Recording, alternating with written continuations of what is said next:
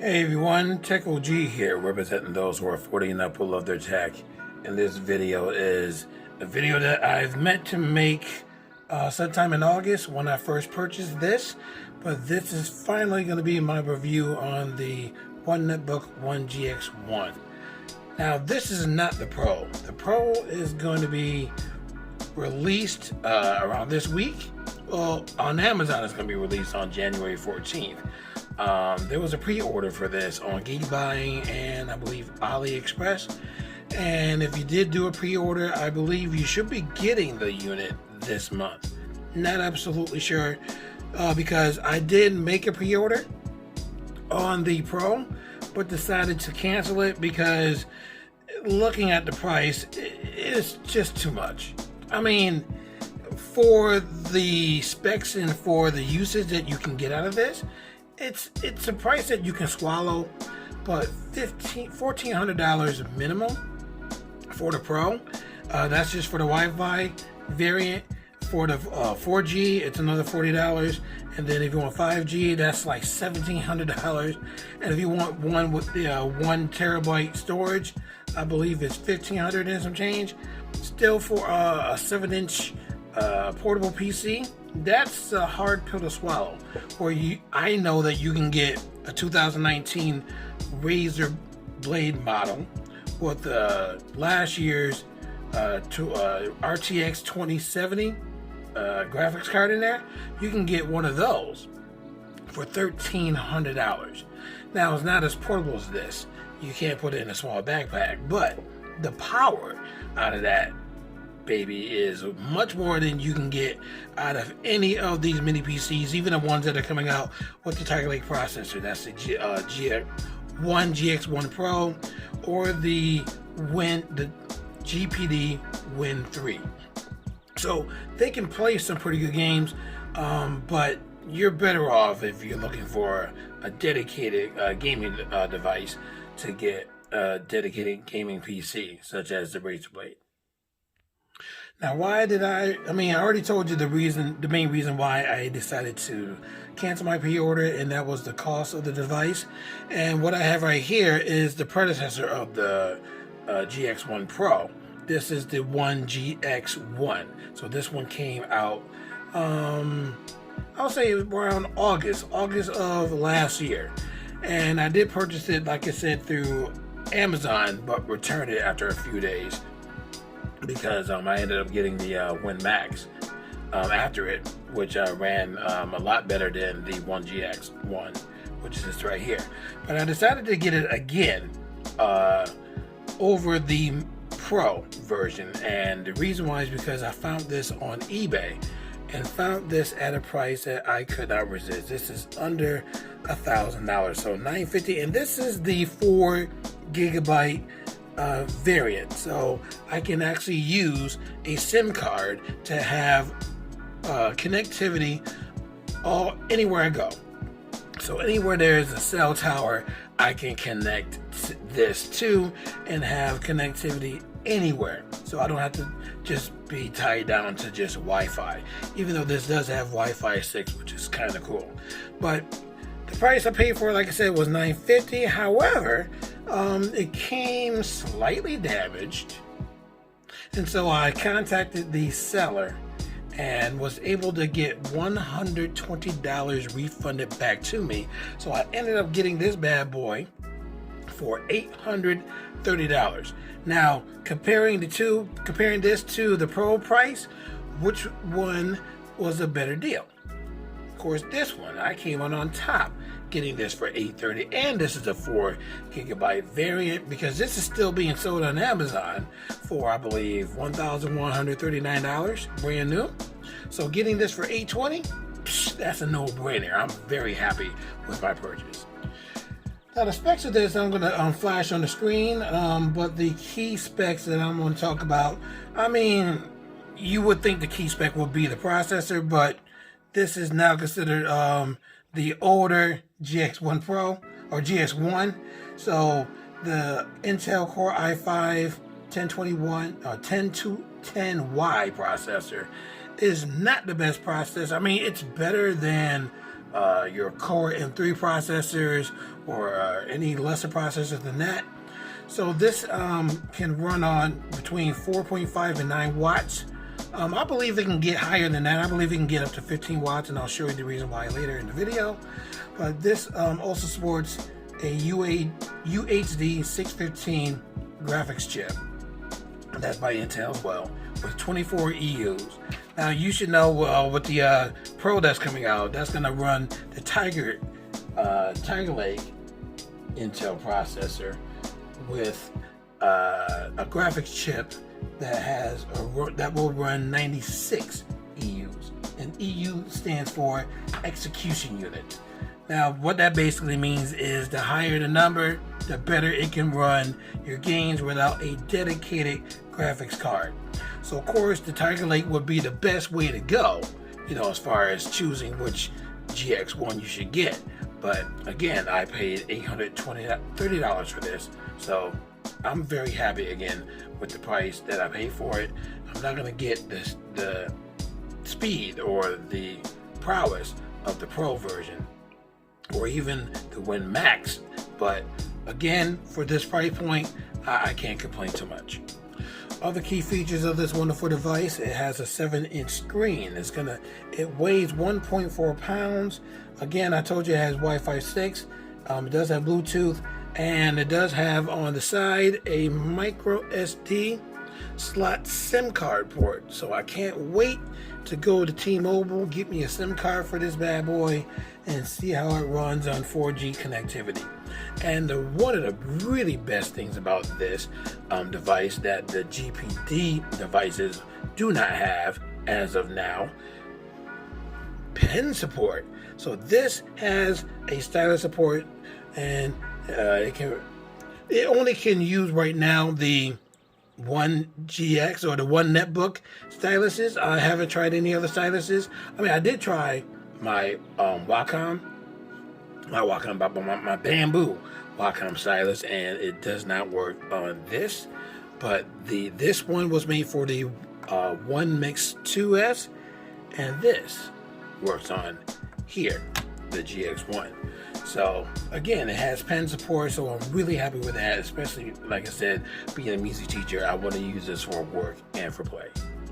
Now, as far as usage on this device, you use this basically like any other PC, despite how small it is. So it runs, your Microsoft Office suite. It runs pretty much everything that you can throw at it. So you can put the Adobe series suite on here, so you can do Photoshop and whatnot. I mean, it's not going to be as powerful as running this on a much more powerful laptop, but it is possible to put that on here to do some really, really light work. So like I said, I'm mainly using this as far as for work, for my teaching purposes, to teach remotely from, for example. I mean, it does not have a webcam, but I did buy a separate webcam for this, so I can use this, like I said, for work. So as far as using this for PowerPoint, so I can do my slides, edit my slides with the full keyboard on here, which is awesome. That has RGB lights, as you can see here. I can use this, like I said, for PowerPoint, and this is the latest PowerPoint, so I can actually draw on my screen. So with the drawing tab here, it says draw with touch, so you can actually use your finger. But why use your finger when you can actually use a stylus? How cool is that? And this has 2048 pressure sensitivity points, so this works very well. Look how cool that is. So I can play a quick game of tic-tac-toe with my students, yada yada. It's just wonderful. I love the pen support on here. And let's say that I'm teaching and I'm teaching a song to my students, and I want to highlight some things in the song. So with pen support, instead of trying to use the finger, your fat finger, where you can't really control your drawing, I can just use a stylus, highlight some notes that I want my students to see, highlight some lyrics. It just works really well. So it has the zoom effect where I can do the pinch, and then go to some lyrics and, like I said, make some highlights. So this is just wonderful to use as a music teacher. So I'm very, very happy with the usage I can get out of this bad boy. And another thing too, is that if you want to connect this to a separate monitor, you can. That's someone like one of my comments on my video. You can connect this to a monitor. So this has an HDMI mini port where you can connect this to a monitor, where I can show you right now, because I bought this little adapter to go to this cord to go to my monitor that I'm about to show you right now. So with this connection, I'll just plug it in right here. Oops, and not break it. It'll automatically get detected, so it'll change a little bit, and check it out.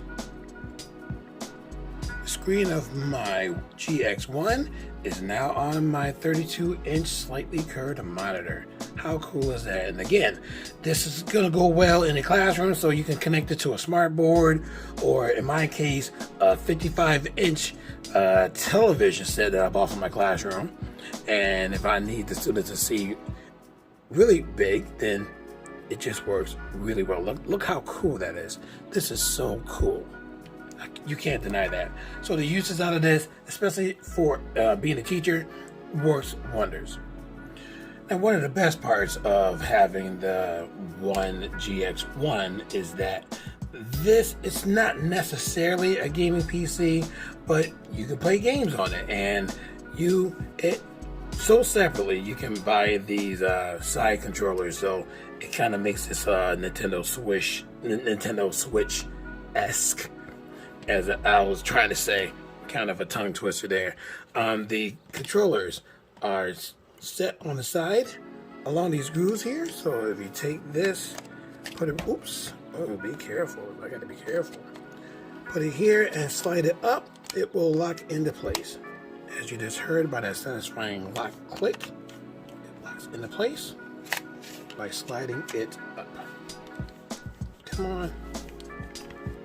There we go. So by holding it, the 1.4 pounds doesn't feel as heavy.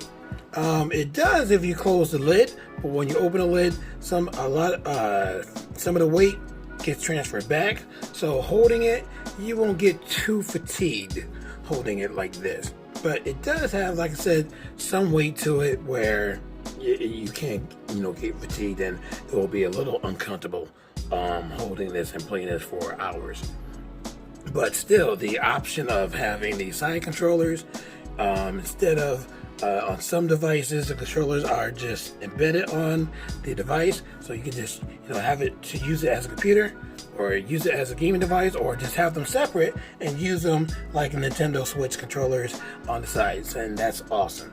Now, from the earlier units of this device, some people, such as Brad Lesnar on Lilliputting, he had a lot of trouble connecting the controllers to the GX1.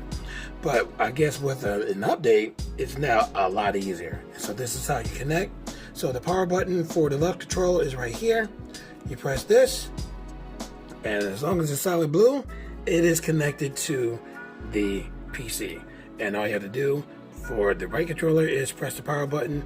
It'll flash a little bit, but once it turns blue, it is also connected. So as long as the controllers are near the PC, they will connect. That's all you have to do.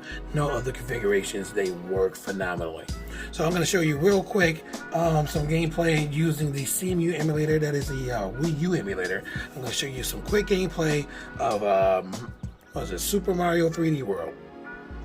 So I'm actually going to do a separate video of gameplay, but I just wanted to show you real quick for this review video how this actually works. So as you can see, I'm moving the analog stick, so it's very responsive on the screen, so it's fast. So even though, like I said, it's a slower processor than the Pro version that's going to be coming out, and a slower processor than the WinMax, it's still very capable of playing a whole lot of your games and emulators. Now, I'm not going to play Cyberpunk 2077, I think that's the name of the game. It's not going to play your Cyberpunk, it's not going to play your Avengers, fluently, but still, it's going to run a lot of the games that you already have in your library, so not a lot of the newest ones. As far as emulators, this runs pretty well. Now, I do want to point out that out of the box, just using just the graphics chip, just the processor, some emulators will not run at optimum speed. Now, I was savvy enough to watch some videos on YouTube, and I do follow the Fox, and he has used this one, this one application called Quick CPU on his GPD Win Max to make it run at optimum speeds, and he underclocked his Win Max using this application to negative 100 watts, and it was running phenomenally. You gotta watch the video. I might leave the link in my comment section, but I said to myself, if that can do that with the Win Max, I wonder what it can do with the GX1. So I do have this running right now, Quick CPU, and I have this running. Actually, let me open it up so I can show you some of the specs. Here's the reason why I think that this can run higher than 9 watts. As you can see here, I have the wattage at 15 watts. So you should know that the higher wattage you run this, it can run games a little bit better. So I have it running at 15 watts, and I have this underclocked. Actually, wait a minute, it should be running right now. I don't know why it's not running. Oh, no. This is not good. I had a profile set up where it should have been running underclocked at 50 wattage, 50 millivolts underclocked, but it's not set up right now. But it's okay. This is still running at a pretty good speed, so I'm pretty happy. Let me see. But I do know, running Quick CPU, that it does run a little bit faster than what you see here.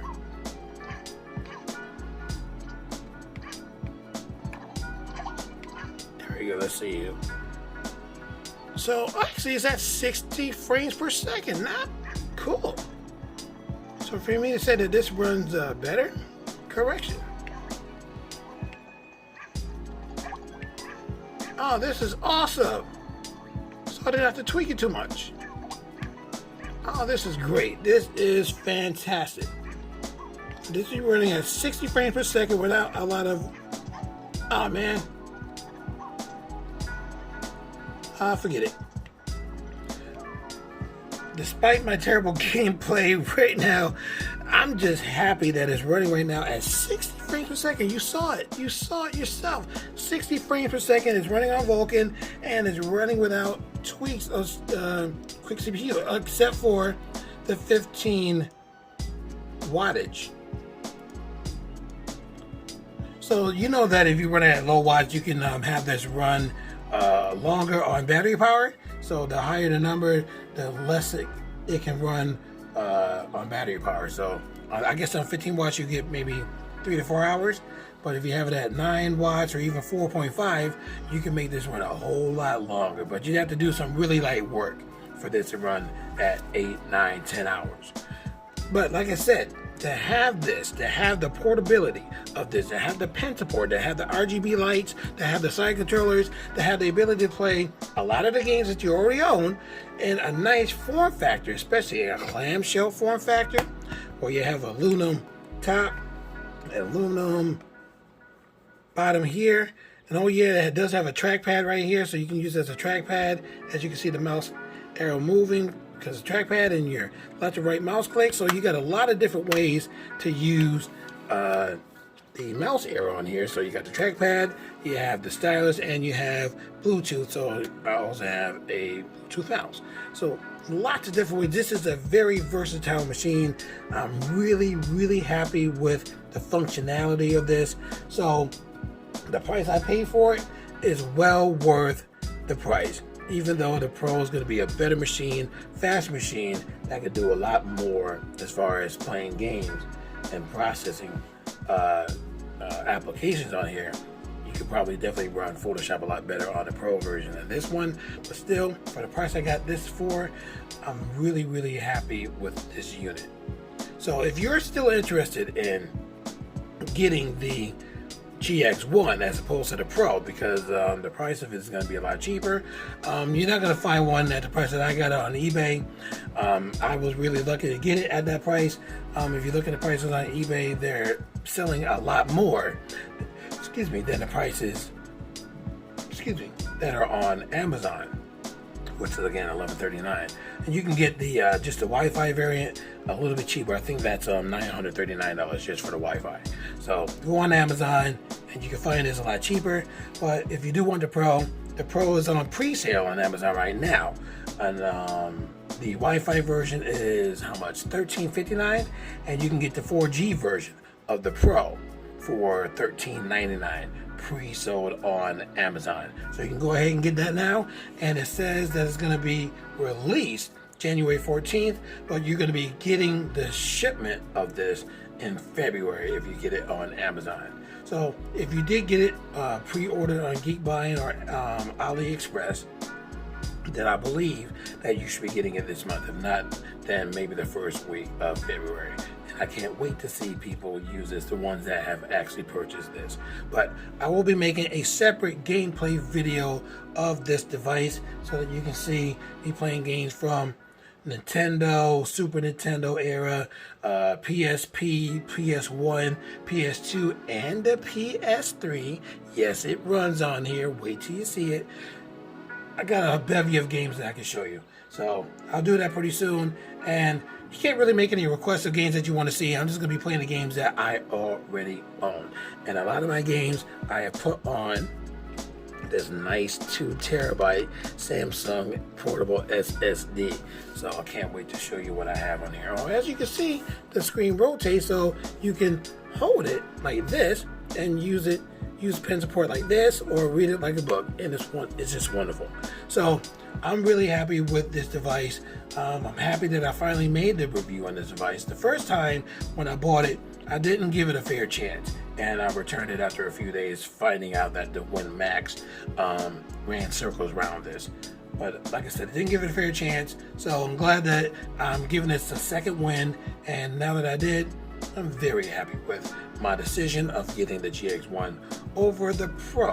Saved myself a nice $600. But the cool thing about ordering it or pre-ordering it from a Chinese website, no US tax. So if you get it from Amazon, you'll get tax. If you get it, like I said, from Geekbuying, no tax, and that's a plus. So you can get some cool accessory for it. So if you want to get a stylus or some feet to keep it raised, as the feet that I have on here, as you can see right here, got the feet to keep it raised to get the airflow in. You can buy some really cool accessories for this. So that's my review of the Netbook OneGX1.